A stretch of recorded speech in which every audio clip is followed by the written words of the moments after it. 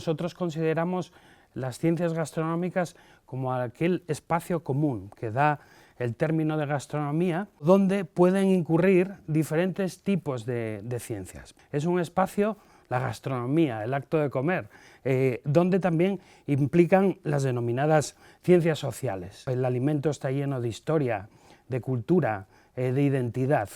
A partir de ahí, en ese espacio común, existen diferentes tipos de interacciones. La necesidad parte desde el mundo de la cocina, cuando los cocineros se abren hacia otro tipo de conocimiento más allá de la cocina. En Euskadi, entre otros muchos, empezaron Mugaritz, el restaurante Mugaritz, el restaurante Aquelarre, el restaurante Arzac y muchos otros, Azurmendi.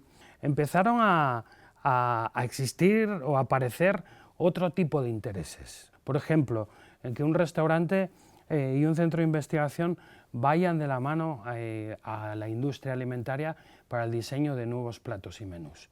Es cuando empezamos a pensar en el concepto de ciencias gastronómicas. Necesitamos profesionales con otra mentalidad, una mentalidad integradora. Eso es lo que hacemos precisamente en el programa del máster en ciencias gastronómicas.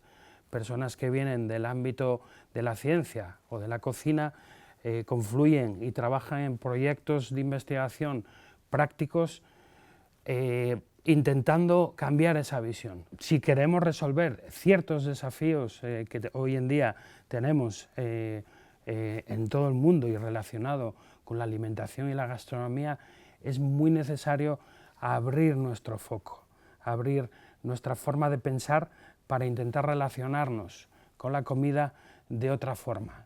Deberíamos acercarnos a lo que son nuestras raíces, a lo que son nuestra forma de comer y nuestra forma de relacionarnos con la comida.